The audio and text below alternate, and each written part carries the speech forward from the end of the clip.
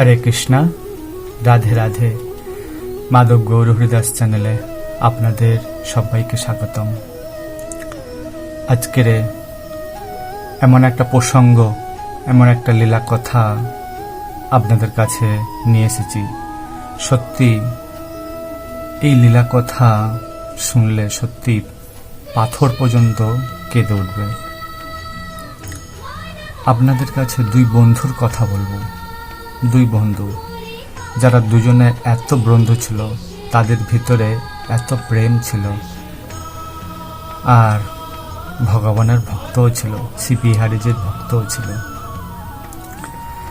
তো এই দুই বন্ধু, একজনের নাম মতিলাল আর একজনের নাম সেবারাম। দুজনে এত বন্ধু ছিলেন যা কল্পনার বাইরে। প্রাচীন সময়ের কথা অবশ্য।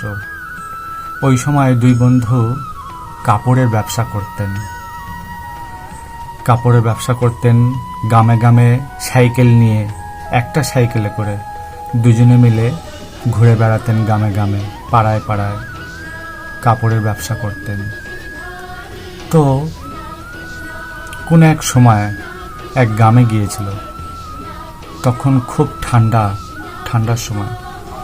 তো তারা দুজন এই কাপড় বিক্রি করতে করতে দেখছে রাস্তার ধারে একটা ঝুপড়িতে একজন বয়স্ক মহিলা, ঠান্ডার সময় তো সে বসে বসে কাঁপছে। আর সেবারাম ছিলেন ভগবানের প্রিয়তম ভক্ত, ভগবানের প্রতি বিশ্বাস ছিল, কিন্তু মতিলাল ভগবানের প্রতি অতটা বিশ্বাস ছিল না। তিনি কর্মকেই বেশি প্রাধান্য দিতেন, কিন্তু সেবারাম ভগবানকে পূর্ণ বিশ্বাস করতেন। তো দেখছে তারা দুজন যে ঠান্ডার সময় তো, আর ওই ঝুপড়িতে ওই বৃদ্ধ মহিলা বসে বসে ঠান্ডায় কাঁপছে। তো সেবারামের খুব দয়া হলো যে আহারে, উনি ঠান্ডায় বসে কাঁপছে, ওনার পরনে একটা শীতের পোশাকও নেই। আর ওরা দুজন ওই শীতের সময় শীতের কম্বল, বিভিন্ন পোশাক নিয়ে ওই সময় বিক্রি করছিল। তো সেবারাম দেখে বলছে, মতিলাল চলো, একটু ওনার কাছে চলো, উনি ঠান্ডায় খুব কষ্ট পাচ্ছে। তাই সেবারাম, ওনারা দুজনে এসে সেবারাম পুঁটলিটা নিচে নামিয়ে একটা সুন্দর একটা কম্বল, একটা পোশাক, কম্বল বের করলেন। আর বের করে সঙ্গে সঙ্গে ওই বৃদ্ধ মহিলার গায়ে জড়িয়ে দিলেন। আর যেই না জড়িয়ে দিলেন, সেই বৃদ্ধ মহিলা ঠান্ডা থেকে অনেক রেহাই পেল। আর এই ব্যবহারটা দেখে বৃদ্ধ মহিলা খুব খুশি হলো, খুব আনন্দ পেল। আর এত আনন্দ পেয়েছে, বৃদ্ধ মহিলা ওদেরকে বলছে যে আরে বাবা, তোমরা আমাকে এই শীতের পোশাক দিলে, আমি খুব আনন্দ পেয়েছি, কিন্তু আমার কাছে যে কোনো পয়সা কড়ি নেই, তাই তোমাদেরকে কি দেব? তো সেবারাম বললেন যে না মাইয়া, আমাদের কোনো পয়সা কড়ি কিছু দিতে হবে না, তোমার যে ঠান্ডা লাগছে আর এটা আমার কর্তব্য। তাই বৃদ্ধ মহিলা বললেন যে না, তা কি করে হয়, তোমরা যে ব্যবসা করে খাও, আর তোমাদের কিছু না দিলে হয়? তাই দাঁড়াও, তোমাদের জন্যে আমি ঘর থেকে কিছু একটা নিয়ে আসছি। বলে ওই বৃদ্ধ মহিলা ঘর থেকে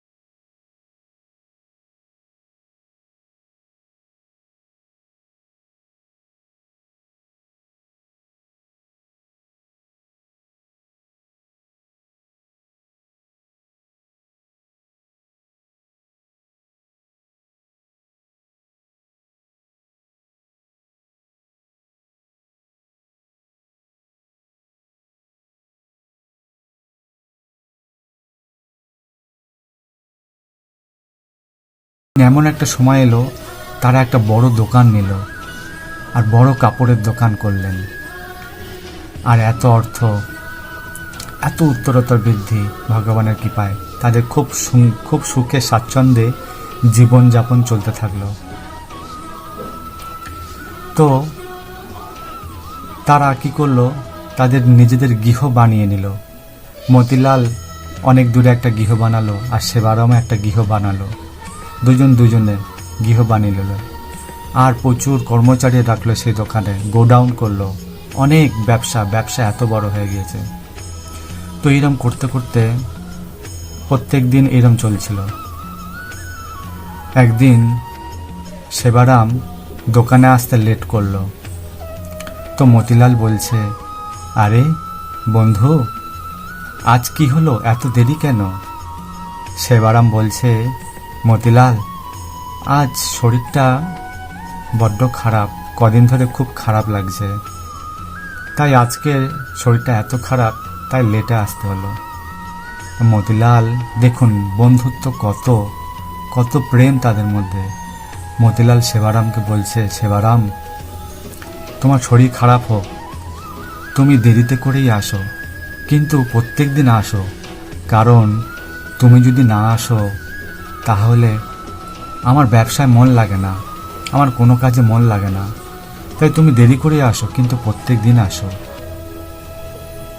তাই বন্ধুর মধ্যে কিরম প্রেম দেখুন। তো সেবারাম বললেন মতিলালকে যে, ঠিক আছে মতিলাল, আমি প্রত্যেক দিনই আসবো, তুমি চিন্তা করো না। আর ছলনার বয়সে, ইয়ার্কির বয়সে মতিলালকে বলেই দিলেন যে, আরে কোনোদিন যদি না আসতে পারি তাহলে আমার যে শ্রী বিহারীজি আছে, শ্রী কৃষ্ণ আছেন, তিনি স্বয়ং আসবেন আর তিনি স্বয়ং এসে গদিতে বসবেন। কোনোদিন এই গদি খালি যাবে না, কোনোদিন আমার এই বসার সিট খালি হবে না। তাই এরম ইয়ার্কির ছেলে বললেন মতিলালকে। তো এরমভাবে 10-15 দিন এরম কাটতে থাকলো। ঠিক 10-15 দিন 20 দিন পরে সেবারাম খুব খুব আনন্দ চিত্তে দোকানে এসছেন। আর মতিলাল সেবারামকে দেখে খুব আনন্দ পেলেন যে, আরে সেবারাম, আজকে তোমাকে খুব খুশি দেখাচ্ছে, খুব আনন্দ দেখাচ্ছে, তো শরীর ভালো আছে তো? তো সেবারাম বললেন, হ্যাঁ মতিলাল, আমার শরীর ভালো আছে, কিন্তু তবুও শরীর একটু খারাপ। তো ঘটনাক্রমে একদিন এইরকম সেবারাম আস্তে আস্তে, তো প্রত্যেক দিন একটু তাড়াতাড়ি বাড়ি চলে যায় সেবারাম। মতিলাল বলেই দিয়েছে যে, তুমি দেরিতেই আসো, আবার যেমন মনে হয় তুমি আবার তেমন চলে যাও। তা প্রত্যেক দিন এরম দেরিতে করেই আসতো আর তাড়াতাড়ি বাড়ি চলে যেত সেবারাম। তো একদিন তাড়াতাড়ি বাড়ি চলে গিয়েছিল। আর সেবারাম, ওনার একটা ছেলে একটা মেয়ে ছিল, তাদের ভালো জায়গায় বিবাহ দিয়েছে। আর মতিলালের 2টো ছেলে ছিল। বড় ছেলেটার বিয়ে দিয়েছে, কিন্তু ছোট ছেলেটার বিবাহ ঠিক হয়ে গিয়েছিল। তাই সেবারাম শরীর খারাপের কারণে প্রত্যেক দিন তাড়াতাড়ি দোকান থেকে বেরিয়ে যেত, বাড়ি চলে যেত। আর সেদিনকে বাড়ি চলে যাওয়ায় মতিলালের মনেই নেই যে সেবারামকে তার ছেলের জন্য বিয়ের নিমন্ত্রণ করবে। তাই মতিলাল ভালো, আরে সেবারাম যে চলে গেল, তাহলে তাকে যে নিমন্ত্রণ করা হলো না, তার জন্য যে বিয়ের নিমন্ত্রণ কার্ড নিয়ে এসেছিলাম, তাই মতিলাল ভালো, তাই আমি বাড়িতে গিয়েই নিমন্ত্রণ করব, সেবারামের বাড়িতে গিয়ে। তো মতিলাল সেই দিনকে সেবারামের বাড়িতে গেলেন। আর সেবারামের বাড়িতে গিয়ে সেবারামের বাবা চেয়ারে বসে আছেন। ওনাকে গিয়ে প্রণাম জানালেন যে, কাকাবাবু, আপনি ভালো আছেন তো? বলছে, হ্যাঁ বাবা, ভালো আছি। ওদিকে সেবারামের স্ত্রী বেরিয়ে আসলেন। আরে মতিলাল বাবু, আপনি এসছেন, খুব ভালো হয়েছে, আসুন আসুন, বসুন। তো মতিলাল বাবু খুব আনন্দে চিত্তে সেবারামের স্ত্রীর কাছে গিয়ে সে নিমন্ত্রণ কার্ডটা দিলেন, আর কার্ডটা দিয়ে বললেন যে সেবারামকে আমি দিতেই মনে নেই, তাকে যে আমার ছেলের যে বিয়ের নিমন্ত্রণ, আমার ছেলের বিয়ে ঠিক করেছি, তাই তাকে দিতেই মনে নেই, তাই কার্ডটা দিয়ে গেলাম, নিমন্ত্রণ কার্ড, তোমরা সবাই মিলে যাবে। আর মতিলাল বাড়িতে এসে সবাই সঙ্গে কথা বলছে, কিন্তু কথা বলার পরে এদিক ওদিক তাকিয়ে দেখছে সেবারামকে দেখতে পাচ্ছে না। তো মতিলাল বললেন যে আরে বৌদি, সেবারাম কোথায়, আমার সে বন্ধু কোথায়, শুয়ে পড়েছে নাকি, টায়ার্ড লাগছে নাকি ওর, তো কোথায় সে, তাকে একটু ডেকে দাও, তার সঙ্গে দেখা না করে যাই কি করে। তো সেবারামের স্ত্রী যখন এই কথা শুনলেন তখন খুব অবাক হয়ে গেলেন, যে বললেন যে আরে তুমি কি জানো না তুমি কি কথা বলছো? বলছে কেন, সেবারাম কোথায়, কোথায় সে? বলছে তুমি জানো না? আর পাশ থেকে সেবারামের এক ছেলে ছিল, সে ছেলে বললেন যে আপনি জানেন না যে বাবা আজ 6 মাস হয়ে গেল মারা গিয়েছে, তিনি দেহত্যাগ করেছে। মতিলাল শুনে খুব অবাক হয়ে গেলেন, আরে এটা কিভাবে সম্ভব, আমার সাথে ইয়ার্কি করছো, এটা কিভাবে সম্ভব? বলছে আমি তো বিশ্বাস করতে পারছি না একদম। তো ওনার স্ত্রী বললেন যে আপনি সত্যিই জানেন না যে আপনার বন্ধু 6 মাস আগে তিনি দেহত্যাগ করেছেন, আর ইনি এই জগতে নেই। যখন এই কথা শুনল তখন তাদেরকে বললেন মতিলাল যে আরে তাহলে প্রত্যেক দিন যে সেবারাম আমার দোকানে আসতো, প্রত্যেক দিন আমার দোকানে আসতো, আর শরীর খারাপ বলে সে দেরিতেই আসতো আর তাড়াতাড়ি বাড়ি চলে যেত, তাহলে আজ যে সকালে এসেছিল সেবারাম, সে যে তাড়াতাড়ি বাড়ি চলে গেল, তাহলে প্রত্যেক দিন কে আসে তাহলে আমার দোকানে? তো ওনার স্ত্রী আর ছেলে এই কথা শুনে আরো অবাক হয়ে গেলেন, যে আপনার দোকানে সেবারাম যেত, কিভাবে সম্ভব? মতিলাল বললেন হ্যাঁ, সেবারাম তো প্রত্যেক দিনই আমার দোকানে আসে, তাই কোনোদিন তো বাদ যায় না। ওর শরীর খুব খারাপ ছিল, তাই আমি ওকে বলেছিলাম যে তুমি দেরি করে আসো, কিন্তু প্রত্যেক দিন আসো। তাই এই কথা বলতে বলতে যখন দেয়ালের দিকে চোখ পড়ল, দেখছে সেবারামের ছবি আর তার উপর তার গলাতে ফুলের মালা। তখন মতিলাল এই ছবি দেখে খুব কান্নাকাটি করে ফেললেন। যারে বন্ধু, তুমি কি করলে, এটা কিভাবে হয়ে গেল? আর তার স্ত্রী আর ছেলে তখন বলছে যে জানো, তুমি যে প্রত্যেক দিন যে টাকা পাঠিয়ে দিতে আমাদের কাছে, কত বেশি করে টাকা পাঠিয়ে দিতে। আমি তো মতিলাল বলছে যে আমি তো কোনো টাকা পাঠাই না, আমি তো ওর হাতেই পাঠিয়ে দিই। তখন মতিলালের কথা মনে পড়ল যে সেবারাম বলেছিল যে আমি যদি না আসি তো আমার বিহারি যে আসবে, আমার কৃষ্ণ আসবে প্রত্যেক দিন। সত্যি তাই, সেটাই হলো। তাহলে কি সত্যি বিহারিজি সত্যি আমার দোকানে আসতো আর দোকান সামলাতো? সত্যি তাই। যখন সে বিহারিজি বিগ্রহের সামনে গেলেন তখন মতিলাল বলছে যে আচ্ছা প্রভু, সত্যি তুমি সেবারাম রূপ ধরে আমার দোকানে আসতে, এই সেবারামের রূপ ধরে তুমি আসতে, তা তুমি এত করুণাময়। তাই হে প্রভু, আমাকে তো একবার দর্শন দিন, আমিও একবার দর্শন করতে চাই আপনার। তো মতিলাল ওই বিগ্রহটাকে নিয়ে বুকে জড়িয়ে ধরলেন, আর বুকে জড়িয়ে ধরে খুব কাঁদছেন। আর বুকে জড়িয়ে মূর্তিটাকে যখন দেখছেন তখন মূর্তির ভিতরে সে সেবারামকে দেখতে পেলেন। আর মতিলাল হাওয়া হাওয়া করে কাঁদছে। আর কাঁদতে কাঁদতে মূর্তিটাকে জড়িয়ে যখন মাথা নিচু করে কাঁদছে, তখন সেই সেবারামের শোকে, তার দুঃখে সে মতিলালও প্রাণ ত্যাগ করলেন।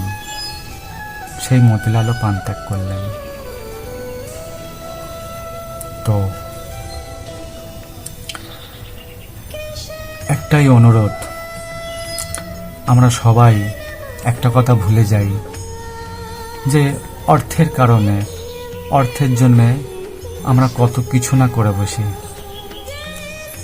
তাই আমরা পরমেশ্বর ভগবানকে ভুলে যাই, শ্রীকৃষ্ণকে ভুলে যাই। তিনি যে পরম করুণাময়, পরম দয়াল, যার দয়াতে এত বড় ব্যবসা, এত অর্থ, এত প্রতিপত্তি সম্পত্তি, যার দয়ায় যে স্বয়ং এসে ব্যবসার ভার গ্রহণ করতে পারে, সমস্ত জগতের সংসারের ভার গ্রহণ করে, তাকেই আমরা ভুলে যাই। তাই আমাদের কখনো তাকে ভুলে যাওয়া উচিত নয়, তার করুণার উপর বিশ্বাস রাখা উচিত। আর আমাদের তার উপর সম্পূর্ণ আত্মবিশ্বাস রাখা উচিত। তবেই তার কৃপা অবশ্যই পাব। তাই সত্যি এই লীলা কথা যদি আপনাদের ভালো লেগে থাকে, তাহলে প্লিজ এই রকম সুন্দর সুন্দর ভিডিও বেশি করে শেয়ার করুন। আর ভগবানের প্রতি অনন্ত ভক্তি লাভ করুন, অনন্ত ভক্তি। আর তার নিত্য সেবায় যুক্ত হয়ে যান। তাই যদি ভালো লাগে চ্যানেলটিকে অবশ্যই সাবস্ক্রাইব করুন আর পাশের বেল আইকনটাকে ক্লিক করুন। দেখা হচ্ছে পরের ভিডিওতে। হরে কৃষ্ণা, রাধে রাধে।